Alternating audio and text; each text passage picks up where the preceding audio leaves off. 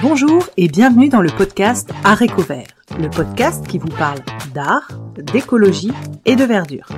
Je suis Pauline Leroux, ingénieure agronome passionnée de plantes et je vous emmène à la découverte de la couleur végétale et de toutes ses applications. Que ce soit dans le textile, l'ameublement, l'artisanat, la décoration et dans d'autres domaines, chaque jeudi et samedi à 7h30, je vous propose des épisodes riches avec des invités passionnants pour approfondir le sujet de la couleur végétale sur toute la chaîne de valeur. Mon but, fédérer et démocratiser la couleur végétale dans nos vies. Alors, c'est parti, bonne écoute. Alors, bonjour à tous, je suis ravie d'accueillir sur le podcast Art Éco Vert Caroline Courtois. Bonjour Caroline. Bonjour Pauline. Alors Caroline, je voulais savoir si tu pouvais avant tout te présenter aux auditeurs, nous expliquer un peu ton parcours et comment tu en étais arrivée à la couleur végétale. Oui, donc je suis Caroline Courtois. J'ai été formée en design produit en école d'art et notamment aux Arts Déco de Strasbourg. C'est là que je me commençais à me pencher sur la teinture végétale pour mon projet de diplôme. Je cherchais à montrer le passage du temps par un procédé ou un objet. Le passage du temps et ça pouvait être aussi le temps passé à fabriquer un objet. Et donc c'est comme ça que j'ai fait pas mal d'expérimentations sur le feutrage notamment. Et puis j'ai découvert la teinture végétale et je me suis aperçue que il y avait un lien entre la température du bain de teinture et la couleur obtenue. Donc en fait, par association d'idées, j'ai commencé des expérimentations là-dessus et j'ai mis en point un projet que j'ai appelé Couleur du temps, puis ensuite à la création de cueillettes. D'accord. Et du coup, tu as été formée donc pendant tes études ou tu as pris d'autres formations ensuite pour explorer davantage? Ouais, non, pendant mes études aux Arts Déco, on n'avait pas du tout abordé la teinture végétale. Les études en école d'art, c'est quand même très libre. On est plus amené à se forger des idées sur le monde, se forger un regard particulier à ce qui nous entoure. Et donc, par ce biais-là, à approfondir des thèmes qui nous intéressent. Et donc, la teinture végétale, c'était vraiment de mon initiative. Mais ensuite, après mon diplôme, j'ai travaillé dans la mode en tant styliste accessoire. Mais j'ai jamais arrêté de faire des expos. Je montrais mon travail et notamment celui autour de la teinture végétale. J'ai quitté le domaine de la mode et là j'ai fait une formation spécialisée dans les teintures végétales avec Michel Garcia, Sandrine Rosier au Greta. Et c'est là que vraiment j'ai appris toutes les bases et le fonctionnement, les principes de teinture végétale pour pouvoir ensuite me les approprier, quoi. D'accord, génial. Tu sais que tu es la première que je reçois qui a fait le Greta, enfin cette formation-là. Et est-ce que tu peux nous raconter un petit peu comment toi ce que tu as eu comme cours vite fait, les intervenants, comment tu as trouvé ça parce que c'est tout Carrément. condensé, il me semble. Hein. Oui, c'était une formation de 1 mois en mai, peut-être 2019, quelque chose comme ça, je sais plus très bien. Et donc, je dirais la personne à l'initiative de cette formation, c'était vraiment Sandrine Rosier, qui nous suivait tout au long de la formation. Je pense qu'on devait être une dizaine à suivre cette formation. Ensuite, il y a Michel Garcia qui était parmi les intervenants les plus présents. Et ensuite, il y avait des intervenants qui étaient plus de passage, je dirais, par exemple une demi-journée avec Clément Bottier, qui nous a montré en partenariat avec Michel Garcia d'ailleurs les procédés de sérigraphie au mordant, aussi sur vraiment l'histoire des couleurs spécifiques aux teintures végétales Ça, Ouais. c'était tous les matins, par exemple. Donc, c'était une formation. T'as vraiment plus ce mode-là de parcours en un Ouais. mois. Ah oui, c'était Ouais. essentiel. Ça permet de vraiment comprendre comment les différents paramètres des teintures fonctionnent entre eux pour arriver à une nuance bien définie. Et puis voilà, de remonter aux origines de la teinture, mais aussi des procédés d'impression qui sont liés à la teinture. Donc, du coup, est-ce que tu peux, maintenant qu'on a parlé un petit peu de ton parcours, est-ce que tu peux nous parler de Cueillette Paris? Quand ça a été créé, où ça se situe, ce que tu fais, tes activités principales, est-ce que tu as des personnes qui travaillent avec toi, est-ce que tu es seule, et nous expliquer ce que tu proposes comme produits et services, on va dire. Ok. Du coup, Cueillette Paris, c'est un studio de design, mais spécialisé dans la teinture végétale. Donc, je développe des projets à la demande pour des entreprises essentiellement. Mais le cœur des projets, c'est toujours de la coloration végétale. En même temps, je dirais que sur mon site, on voit une sorte de vitrine de ce que je peux faire au sein du studio. Des produits de papeterie, des carnets, dont les couvertures sont réalisées en peinture végétale ou en éco-print, des accessoires textiles, parce que je me contente pas non plus au papier, et des ateliers d'initiation, soit pour le grand public, soit pour les entreprises sous forme de team building. Et donc, D'accord. quand ça a été créé, à peu près en 2020, bien que j'ai commencé avant à développer des projets, notamment autour de couleurs du temps.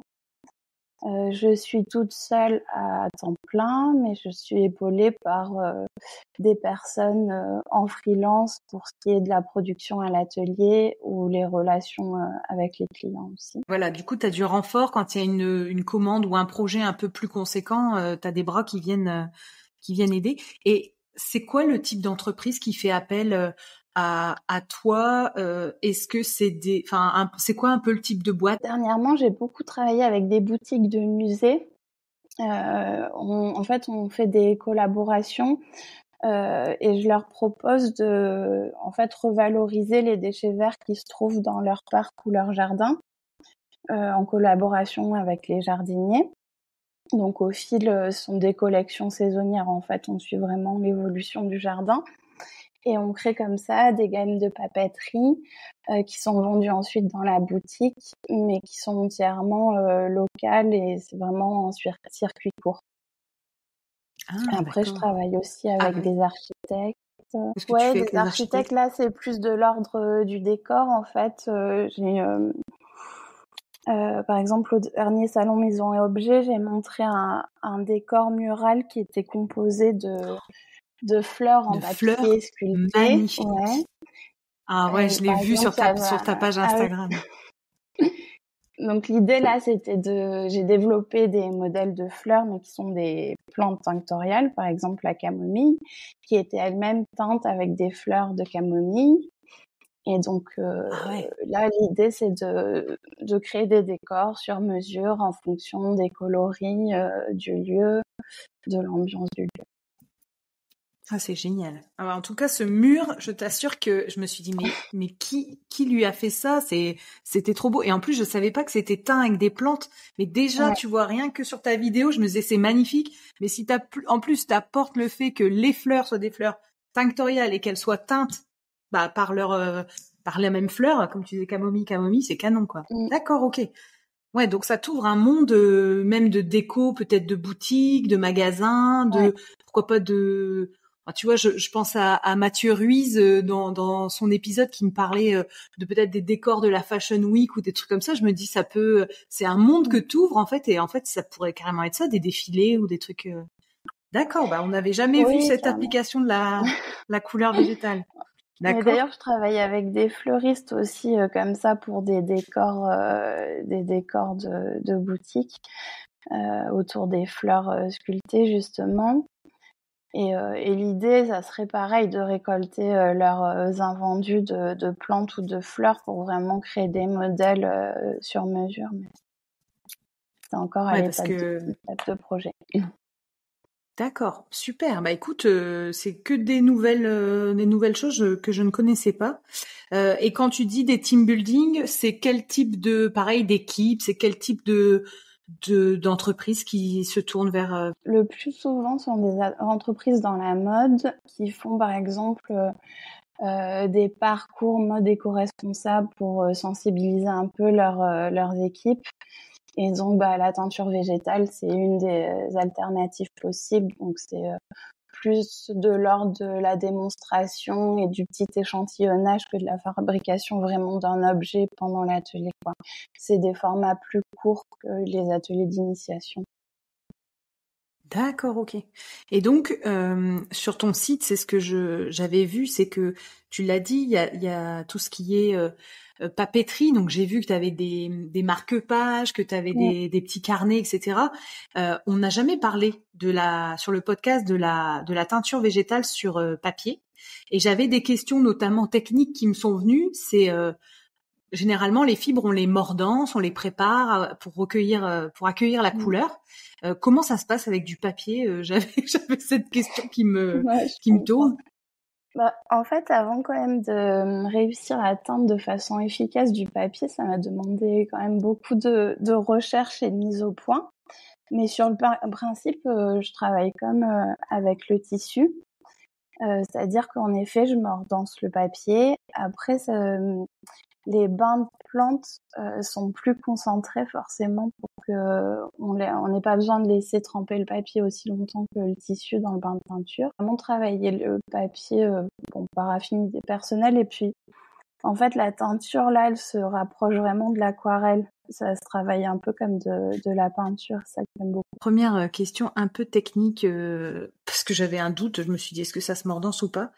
Après, j'ai vu, et alors pareil, t'es la première chez qui j'ai rencontré ce terme-là.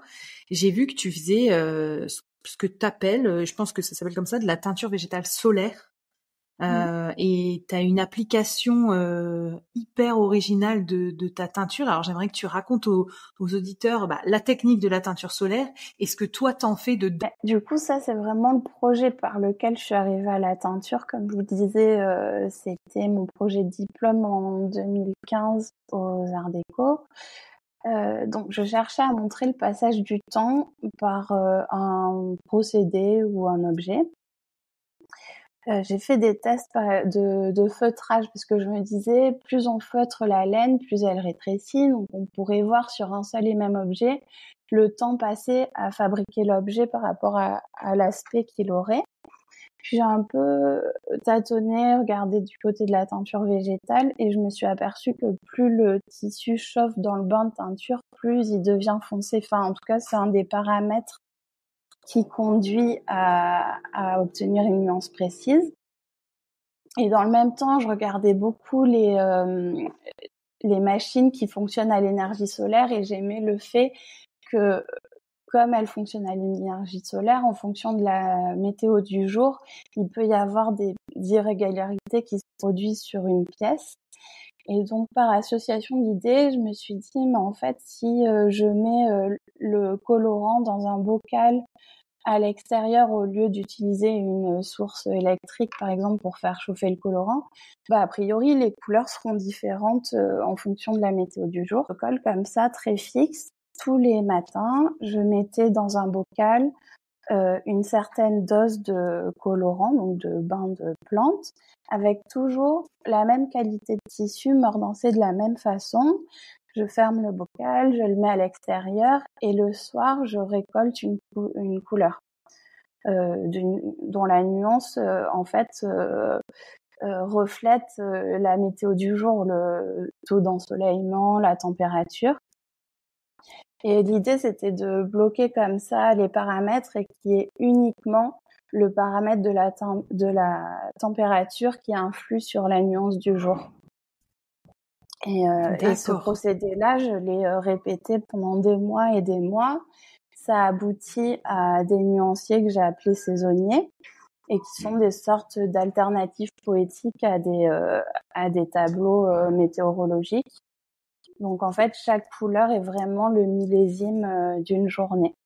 Et donc un souvenir unique de cette journée-là. Et j'ai vu que, enfin, j'adore beaucoup cette idée, c'est que tu as fait alors tu me dis si, moi c'est ce que j'ai lu, ce que j'ai regardé et tout, mais apparemment tu proposes des ateliers où les personnes font leur teinture solaire et repartent avec un morceau de attention, je vais mal le dire moins poétiquement que toi, mais un morceau de tissu qui justement conserve cette journée, ce souvenir de cette journée, et tu le mets dans un magnifique bijou. Est-ce que j'ai confondu deux trucs? Les ateliers que j'anime chez moi, ce sont des ateliers pendant lesquels on fabrique un carré de soie. Mais l'histoire de couleur du temps, du coup des teintures végétales solaires, ça c'est pas sous forme d'atelier. En effet, j'insère chaque échantillon à la demande dans un petit bijou qui a un médaillon en laiton plaqué or que j'ai dessiné et qui est fabriqué en région parisienne et qui est creux à l'intérieur. Donc ça permet d'insérer à la demande un échantillon de soie et c'est un souvenir de mariage, d'anniversaire, de naissance à travers une couleur plutôt que à travers une date gravée ou un prénom gravé. Mais ça, en fait, les couleurs, je les fais à la demande.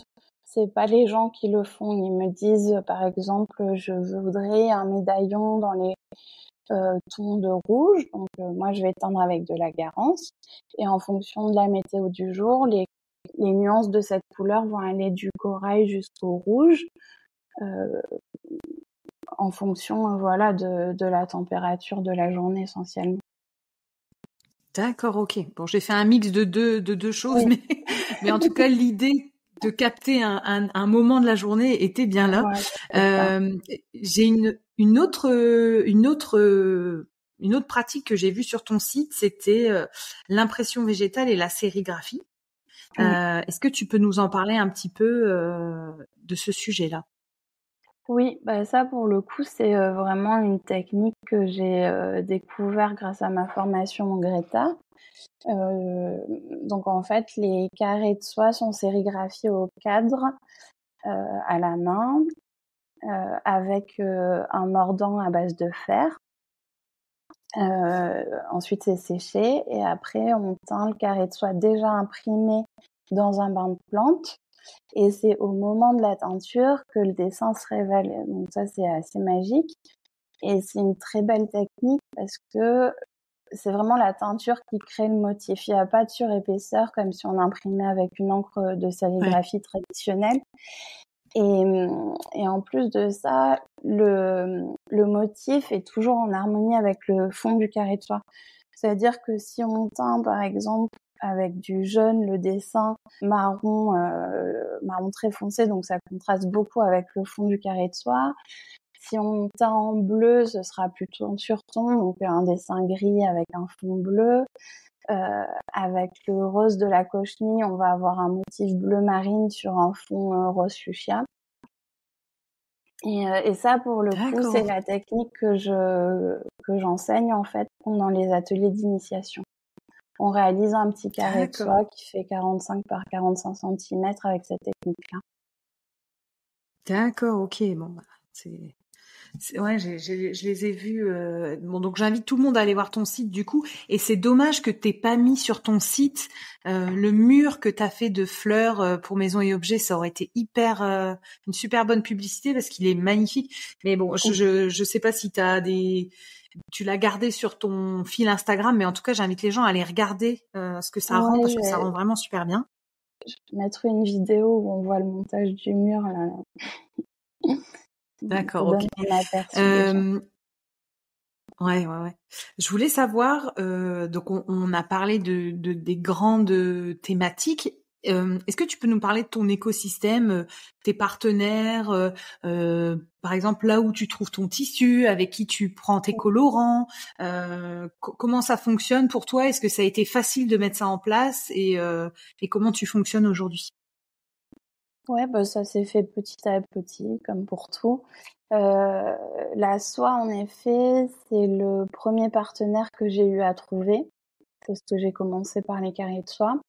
Et donc, c'est un tisserand qui est situé en région lyonnaise, qui tisse la mousseline de soie que j'utilise pour fabriquer les carrés de soie.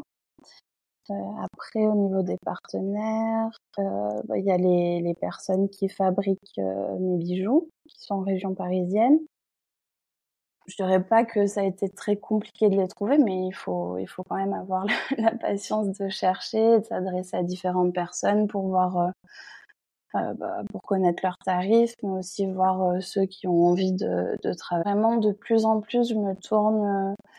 J'essaie de créer en fait un écosystème de partenaires de récupération de déchets, que ce soit dans les cuisines ou bien dans les parcs et les jardins, comme je vous disais. Mais Donc j'achète tu aussi travailles, des. ouais, par exemple la Je Garance, crois bon, on qu'il y la trouve avait. pas non plus partout. Ouais, voilà, c'est ça. Mais je crois qu'il y avait eu un D'accord. épisode avec le chant des couleurs. Oui, Ouais. l'épisode Donc elles, 29. par exemple, ça m'a plu de les entendre parce que j'ai déjà commandé des plantes chez elles et c'est intéressant de connaître un peu l'envers du décor, quoi. D'accord, ok. Et donc toi, ta vision quand même, c'est voilà la récupération de ce qui existe déjà pour en faire de la couleur. C'est quand même ta Ouais, démarche, quoi. Ouais, ouais, d'accord. et de plus en plus. Enfin, au départ, en effet, je me procurais des plantes plus comme ça en ligne, mais au fil des partenariats, des collaborations avec les entreprises, je me rends compte de la masse du potentiel de chaque jardin en produits Mm. colorants. Donc, je trouve qu'il n'y a pas tellement de raisons, à part pour des couleurs vraiment spécifiques, de pas faire avec les ressources qui existent déjà. Vite pour cueillette pour ton entreprise. Ben, développer les projets à la demande, moi, très clairement, c'est ce qui me passionne le plus Enfin, c'est aussi parce que c'est mon métier au départ, mais de répondre à des demandes, d'imaginer des projets en fonction des contraintes. Ça, c'est au final très inspirant. Donc voilà, et puis de trouver un lieu pour m'installer à Marseille, parce que là, je suis un peu en transition. Donc voilà, de trouver un lieu adapté à ma pratique. D'accord. Et t'étais où avant de déménager, enfin de vouloir aller Ouais, vers Marseille? j'étais à Paris, à Ménilmontant, dans le 20e, dans un atelier partagé avec d'autres designers, mais on avait tous nos spécificités. D'accord. Donc tu cherches un lieu à Marseille. Donc si jamais il y a quelqu'un qui écoute et Ouais, qui a quelque chose, ne pas hésiter à le dire. Je voulais voir avec toi, donc dans la partie transmission. Tu as parlé de tes ateliers, tu as parlé de l'atelier avec les carrés de soie. Est-ce que tu as parlé des team building? Est-ce qu'il y a d'autres types d'ateliers que tu proposes et vers quelle cible à Paris, des ateliers sur un week-end, ce qui permettait de quand même plus approfondir les différentes techniques. Et puis j'avais dans Ouais. l'idée de proposer des cours sur un trimestre ou bien même à l'année, un jour par semaine, un peu comme on irait à un cours de peinture toutes les semaines. Parce que pour moi, la teinture végétale, c'est vraiment un médium en soi, quoi, comme de la peinture ou de la sculpture pour développer des projets dans différents domaines. Donc ça, j'aimerais bien pouvoir mettre ça en place. Voir un peu qui sont. La teinture végétale, bien sûr, je regarde le travail de personnes dont on a beaucoup parlé déjà sur le podcast, mais finalement, mes sources d'inspiration, elles sont plus larges et au-delà de la teinture végétale en elle-même. Ça tourne plus autour de l'histoire de l'art. Très, très admiratif du travail de Michel Blasi, par exemple, qui fait pas du tout de teinture végétale, mais qui fait par exemple des installations qui évoluent au fil de l'exposition. Donc, il travaille quand même avec des matières vivantes, organiques souvent. Pour donner un exemple, il va tous les matins presser un jus d'orange sur une table dans la galerie. Et forcément, les oranges, elles évoluent au fil du temps, elles moisissent. Donc, si on vient voir l'exposition le premier jour ou le dernier jour, c'est une exposition qui a une facette différente. Donc ça, c'était vraiment des sources d'inspiration de façon large aux artistes contemporains qui travaillent la couleur ou aux designers d'ailleurs. Il y a Rocolor, par exemple, qui fait des choses très, très intéressantes au niveau du textile, mais aussi au niveau des objets. Voilà. Recolor, je connais pas. Ouais. Recolor, je me le note. Ok, donc plus large que la teinture végétale, c'est là où tu trouves aussi ta source d'inspiration. Qui fédère aujourd'hui pour toi autour de la couleur végétale en France, qui permet À l'écoute de ton podcast, je dirais que c'est quand même Michel Garcia, parce que je pense pas qu'il y ait eu un seul podcast où il est pas cité. Et donc oui, en fait, même pendant Maison Objet, j'ai croisé 2-3 personnes qui m'ont parlé de teinture végétale et donc de Michel Garcia. Ensuite, au niveau des événements, vraiment, moi, j'en connais pas. Bon, j'ai entendu parler du Symposium, mais j'y ai jamais participé. Apparemment, si j'ai bien tout compris, ce serait en automne 2025 le prochain et il serait en France. Si j'ai bien compris. Ouais. Donc ça, ce serait plutôt pas mal, plutôt que de partir à l'autre bout du monde, c'est quand même plus avantageux. Ce sera plus facile. Si tu étais une plante tinctoriale, tu serais laquelle et pourquoi? J'aimerais bien être le coquelicot. Parce que c'est une plante toute fragile, toute délicate et qui a beaucoup de puissance en même temps. Et puis, elle est hyper surprenante. J'arrive à avoir du vert, comme du bleu, comme du rouge, en fonction, je pense, de l'état dans lequel elle se trouve, si elle est sèche ou bien fraîche. Mais j'ai pas encore réussi à vraiment comprendre les raisons pour lesquelles elle peut changer de couleur comme ça. Donc, en ce moment, c'est le coquelicot qui me fascine. D'accord. Ta fibre de prédilection? C'est le papier, très clairement. Et c'est du papier. Tu fais pas ton papier toi-même parce que je me suis dit, y a aussi, t'as aussi la possibilité de faire j'ai vu des trucs sur internet de faire ton papier, tout ça. Ouais. Non, ça te. Oui, ça doit être très très amusant à faire, mais je peux pas tout faire non plus en fait. Donc je me concentre sur la couleur et ouais. Mais ça doit être amusant à faire. Et c'est déjà pas mal. Ok. D'accord. Est-ce que tu as des livres à recommander aux auditeurs qui t'ont toi inspiré, accompagné, que tu aimerais partager? Le livre de Marie Marquet, ça c'est sûr, c'est celui que j'ai toujours avec moi. Il est essentiel quoi pour reconnaître les plantes. On a même des recettes qui peuvent nous guider à l'intérieur, donc ça c'est vraiment la base.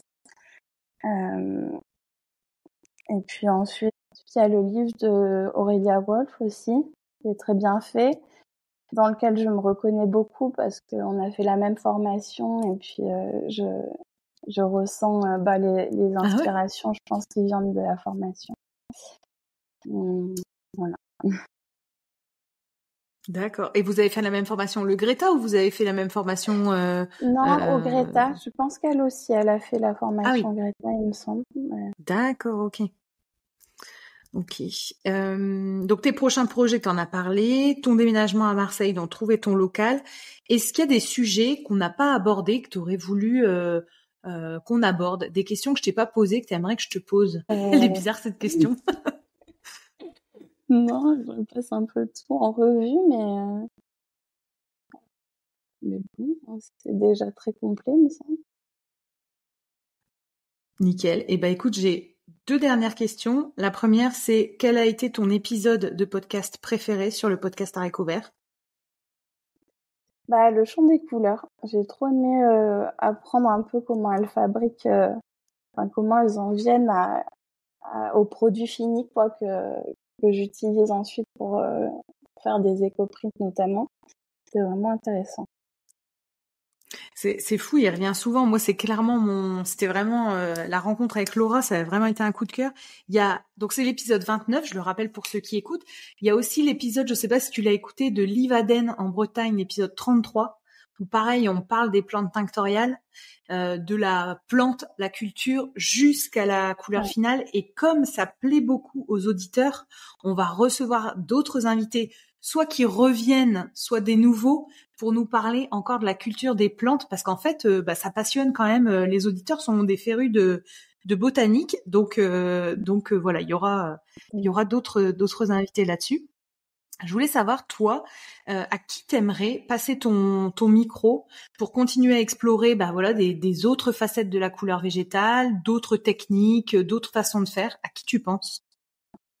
Alors, j'avais pensé à Juliette Vergne, qui est, je crois, vers Mulhouse. Elle travaille beaucoup aussi la sérigraphie, avec des encres végétales. Et Aurore Pélisson, qui elle est plutôt en Provence, il me semble. Donc je connais leur Alors, c'est travail. rigolo parce que Aurore, elle m'a envoyé un mail cette semaine justement, donc on va enregistrer toutes les deux, donc ça c'est chouette, mais pareil, je ne sais pas où elle est basée. Bon, elle a Et répondu c'est quoi sa particularité d'Aurore du coup? Je crois qu'elle fait de la sérigraphie sur son Insta. J'ai vu qu'elle sérigraphiait le sol de l'herbe. Alors j'ai trouvé que c'était une trop belle idée. Et en fait, je la connais par une amie qui était en céramique aux Arts Déco, c'est sa sœur. Et donc je serais curieuse de voir un peu comment elle travaille. D'accord, ok. Est-ce que tu penses à d'autres personnes? Juliette Verne, Aurore Pélisson, est-ce que tu penses à quelqu'un d'autre? Il y a Dominique Nog qui a fait la formation avec moi au Greta. Dominique, comment? J'ai pas entendu. Nog, N-O-G-E-S. D'accord. Il me semble. Elle a créé un jardin de plantes tinctoriales. Elle est très intéressante. D'accord, ok. Bon, écoute, je vais voir la contacter. Super. Écoute, franchement, Caroline, on a découvert d'autres applications, tu vois, le papier, l'architecture pour la déco. C'est vrai que moi, dans ton mur, je suis hyper ravie d'avoir l'explication, tu vois, parce que ça m'a vraiment interpellée. Et tu nous as donné des noms que je ne connais pas et des pistes. Tu vois, je trouve que c'est inspirant parce que tu as une approche complètement différente, beaucoup avec la notion du temps qui passe, je trouve. Donc c'est intéressant aussi de voir ça, c'est plaisant. Écoute, je te remercie beaucoup Caroline pour ton témoignage et je te dis à bientôt. Merci à toi Pauline. À bientôt. Je vous invite à me rejoindre sur ma page Instagram Arécovert, ARTECOVERT, pour y découvrir le nom des prochains invités. Je me permets de vous rappeler que la seule manière de soutenir ce podcast est de le noter et le commenter sur la plateforme d'écoute de votre choix. C'est ainsi qu'on arrivera à faire porter la voix de ces passionnés de la couleur végétale. Merci à tous!